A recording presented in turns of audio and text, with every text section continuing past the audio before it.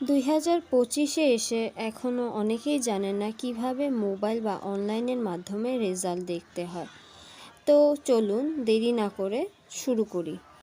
প্রথমেই ক্রোম ব্রাউজারে চলে যাব, সার্চ বারে গিয়ে লিখব ই-বোর্ড রেজাল্ট।